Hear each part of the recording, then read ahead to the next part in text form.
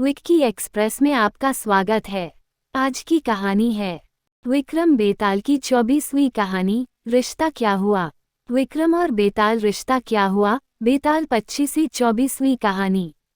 राजा विक्रमादित्य कई प्रयासों के बाद बेताल को एक बार फिर पकड़ लेते हैं और शमशान की ओर चल लेते हैं। हर बार की तरह इस बार भी बेताल नई कहानी सुनाना शुरू करता है। बेताल कहता है, बहुत समय पहले की बात है।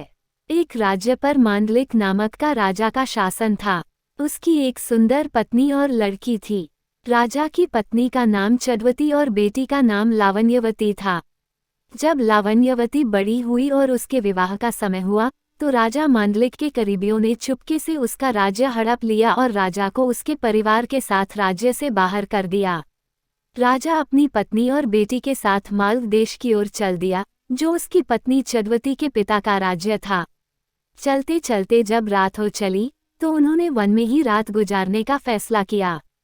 राजा ने पत्नी और बेटी से कहा कि तुम जाकर कहीं छिप जाओ, क्योंकि यहाँ पास में भीलों का इलाका है। वह रात को तुम लोगों को परेशान कर सकते हैं।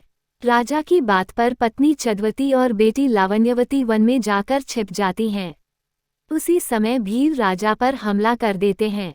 राजा बड़ी बहादुरी से भीलों से लड़ता है, लेकिन अंत में मारा जाता है। भीलों के जाने के बाद जब पत्नी चंद्रवती और बेटी लावण्यवती बाहर आती है तो वो राजा को मरा हुआ पाती हैं। राजा के शव को देख दोनों बहुत दुखी होती हैं। दोनों माँ बेटी राजा की मौत का शोक मनाते हुए एक तालाब के किनारे जा पहुँचती हैं। तभी चंद सिंह नाम का एक साहूकार अपने बेटे के साथ वहां से गुजरता है। उसे रास्ते में दो महिलाओं के पैरों के निशान दिखाई देते हैं। ये देखकर साहूकार ने अपने बेटे से कहा, अगर ये स्त्रियां मिल जाएं तो जिससे चाहो तुम शादी कर लेना। पिता की यह बात सुनकर बेटा कहता है, पिताजी छोटे पैर वाली उम्र में भी कम होगी, इसलिए मैं छोटे पैर वाली से ही शादी करूंगा। आप बड़े पैर वाले से शादी कर लेना। साहूकार की शादी करने की इच्छा नहीं थी, लेकिन बेटे के बार बार जोर देने पर वह राजी हो जाता है।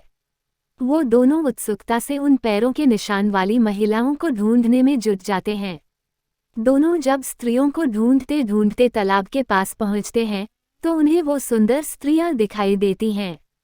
साहूकार आगे बढ़कर स्त्रियों से उनका परिचय पूछता है तो रानी चंद्रवती सारी आप बीती साहूकार को बता देती हैं।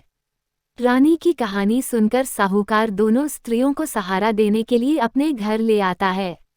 संयोग से रानी चंद्रवती के पैर छोटे और बेटी लावण्यवती के पैर बड़े थे, इसलिए साहूकार का बेटा रानी चंद्रवती से और साहूकार बेटी लावण्यवती से शादी कर लेता है। उन दोनों की आगे चलकर कई संतान पैदा होती हैं। बेताल पूछता है, बता विक्रम, अब इन दोनों की संतानों का आपस में रिश्ता क्या होगा। इस सवाल से विक्रम भी सोच में पड़ जाता है।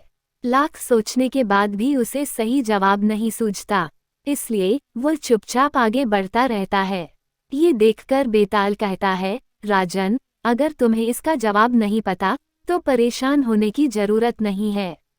मैं तुम्हारे पराक्रम और धीरज से बहुत खुश हूँ। मैं इस मुर्दे से निकल जाता हूँ और तुम इस मुर्दे को अपने वादे के अनुसार योगी के पास ले जा सकते हो, लेकिन याद रहे जब योगी तुम्हें सिर झुकाकर इस मुर्दे को प्रणाम करने को कहे तो तुम उनसे कहना कि पहले आप करके दिखाएं कि कैसे करना है।